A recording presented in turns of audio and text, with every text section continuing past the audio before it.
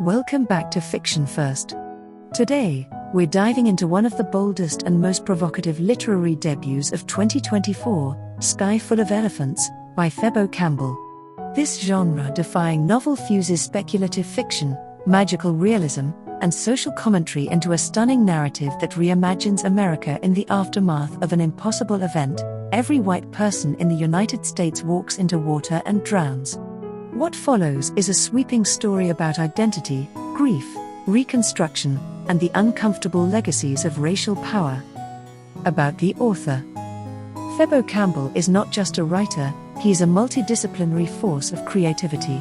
An award-winning poet, creative director, and co-founder of the internationally renowned New York-based agency Spherical, Campbell brings a unique perspective to the literary world. With a portfolio that spans humanitarian campaigns across Africa and India, collaborations with the Shakespeare Birthplace Trust, and his VR short film Refuge, Triumph in Tulsa, based on the tragedy of Black Wall Street, Campbell's career has always centered around culture, equity, and truth. With Sky Full of Elephants, his debut novel, he channels this ethos into fiction, crafting a world that challenges readers to rethink race, memory, and what it means to belong. Plot summary.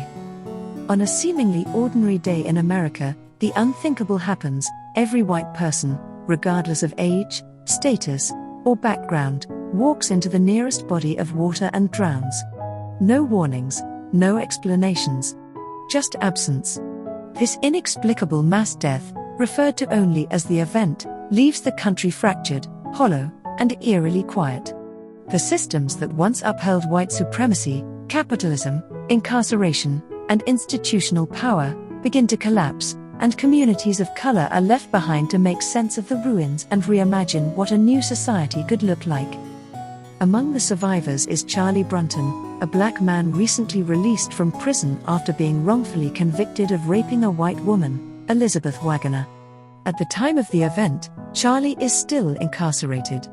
But with the justice system in shambles, prisons empty, Charlie is suddenly free, and in this radically restructured world, he finds himself with unexpected opportunity. He moves into a suburban home, begins teaching renewable energy at Howard University, and quietly grapples with guilt, grief, and the weight of his past. His world is upended once more when he receives a phone call from a stranger who turns out to be his daughter, Sidney. She is 19, biracial, and the child of Elizabeth Waggoner, the woman who falsely accused Charlie. Sidney watched her white family walk into the water, but she, inexplicably, remained. Raised in a wealthy, white household in Wisconsin, she has no connection to her black heritage, and until now, she believed her father had abandoned her. Sidney asks Charlie to take her to Orange Beach, Alabama, a place mentioned in a note from her late Aunt Agnes, who claimed it was a sanctuary for survivors.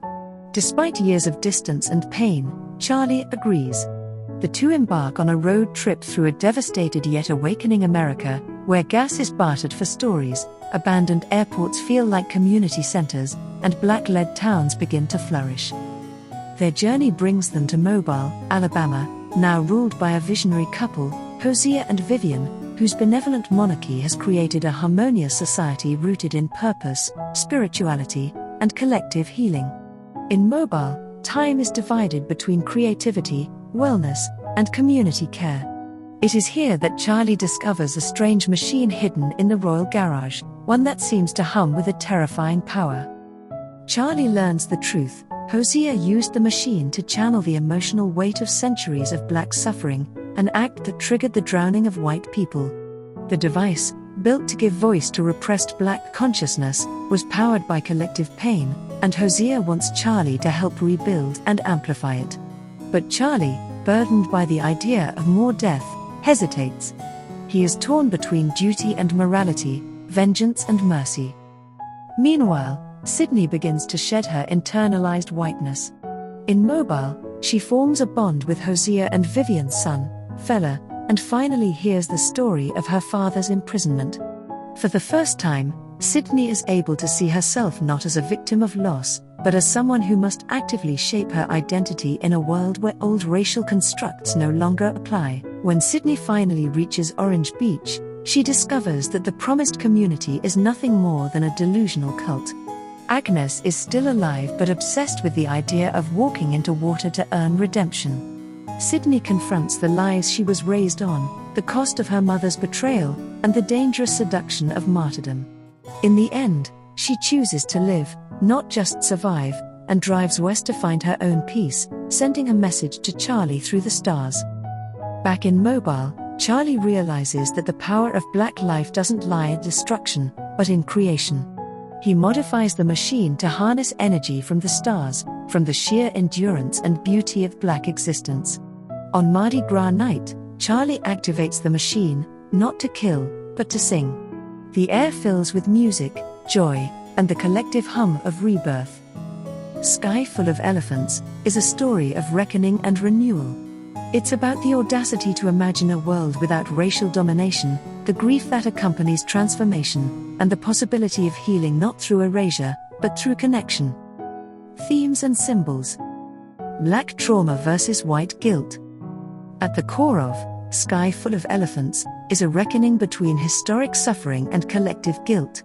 The event, the mass drowning of all white people, acts as both a cataclysm and a consequence. White America's inexplicable act of self-destruction becomes a symbolic acknowledgement of guilt so deep it silences speech and paralyzes action. Characters like Elizabeth Waggoner, Sidney's mother, drown without explanation, embodying the weight of white silence in the face of injustice. The collapse of power structures. The disappearance of whiteness doesn't just remove people, it shatters systems. Prisons empty. Banks collapse. Airports become barter zones. Capitalism dies quietly, and in its place, localism and communal rebuilding take root. Mobile, Alabama, emerges as a model society, not because it's perfect, but because it is possible. Here, people aren't driven by profit or punishment but by a shared commitment to self-actualization. Intergenerational guilt and identity. Sidney's arc is a masterclass in inherited conflict. As a biracial woman raised in white spaces, she identifies wholly as white, until whiteness vanishes and leaves her stranded between two rejected halves. Her relationship with Charlie, her Black father, is fraught with misunderstanding, abandonment, and eventually, transformation. Her identity crisis isn't just personal, it mirrors a nation's existential reckoning. The psychological cost of survival. Both Charlie and Sidney carry survivor's guilt. Charlie survived a false conviction. Sidney survived her entire white family walking into a lake.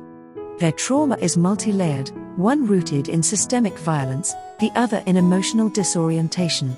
Agnes, Sidney's aunt, reveals this weight most clearly.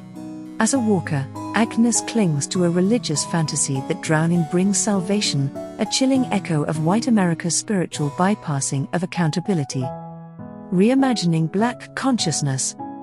The machine in Hosea and Vivian's garage doesn't just kill, it speaks. It channels the massive emotional energy of the Black collective. Charlie's work with electricity becomes a metaphor for spiritual wiring, grief as current, memory as voltage, identity as illumination. Elephants as symbol. The title, Sky Full of Elephants, is not just poetic, it's deeply symbolic. Elephants, often associated with memory, ancestry, and spiritual weight, become metaphors for the vast, often invisible presence of Black history, pain, and resilience in the sky of this new world. In African cosmology, elephants symbolize strength, wisdom, and generational endurance. By placing them in the sky, above everything, Campbell elevates Black experience to something celestial, uncontainable, and divine. Character analysis. Charlie Brunton. Charlie is the emotional core of the novel. A falsely imprisoned Black man turned professor, he's part scientist, part philosopher, part father. His arc is about transformation, not just from prisoner to free man, but from survivor to creator. His internal conflict, whether to activate the machine again, echoes broader themes of justice, vengeance, and rebirth. Charlie doesn't seek retribution, he seeks repair. His arc offers a roadmap for how to reclaim agency in a broken world. Sidney Waggoner. Sidney is perhaps the most complex and compelling character in the novel. Raised in a wealthy white household, she's a product of privilege and racial denial. Watching her entire family drown breaks something in her, but it also opens a door. Her relationship with Fella, her romance with Mobile's vision, and her eventual rejection of Orange Beach signal a slow, painful unlearning of whiteness as identity. Her final act, sending a message to Charlie through the stars, cements her journey from detachment to belonging. Hosea and Vivian. As Mobile's king and queen, Hosea and Vivian represent leadership through vision rather than dominance. Hosea is a spiritual engineer, a man who sees grief as an energy source. Vivian, more enigmatic, emerges as the mind behind the event. Their partnership reflects a matriarchal-patriarchal balance that's deeply rooted in Black spiritual traditions. They challenge Charlie, and the reader, to imagine a world governed by ancestral wisdom, not colonial frameworks. Nona and Fella. Nona and Fella, Vivian and Hosea's children, represent the post-event generation, rooted, vibrant, and unburdened. Fella's relationship with Sidney is tender but also political, a union between a Black man fully comfortable in his skin and a woman struggling to define hers. Nona calls Sidney sister before Sidney is ready, revealing how community can sometimes demand transformation before someone feels worthy of it. Agnes. Agnes is a tragic echo of white America's refusal to deal with guilt honestly.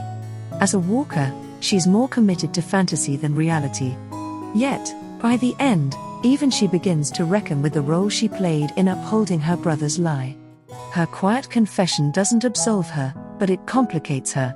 She is not a villain, she is a relic. Ethel, the caretaker in Orange Beach, represents a distorted form of preservation. She clings to the remnants of whiteness through curated routines, Southern etiquette, and denial. Her careful attention to maintaining Sidney's comfort and rituals isn't kindness, it's control.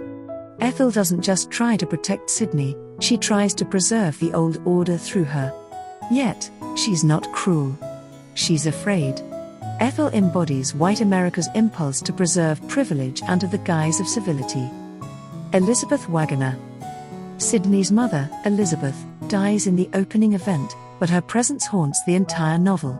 Her decision to walk into the water is never explained, and that silence becomes a scream. Elizabeth's legacy isn't one of active harm, but of passive inheritance. She raised a biracial child in whiteness, never acknowledging the other half of Sidney's identity. Her death is both literal and symbolic, an ending of denial, but also a transfer of generational confusion and guilt. Why you should read Sky Full of Elephants. Cebo Campbell's debut is not a book, it's a seismic event. It's a story that dares to do what few others have, imagine the collapse of whiteness not as horror but as possibility. Through lyrical prose, symbolic machinery, and complex characters, Sky Full of Elephants tears down the architecture of racial domination and dares to ask what could rise in its place. If you're ready to rethink the architecture of identity, justice, and power, Sky Full of Elephants is waiting for you. Check the link in the description to grab your copy today. If whiteness disappeared, what would you rebuild first? Drop your thoughts in the comments, and let's imagine together. That's it for today. Until next time, happy reading.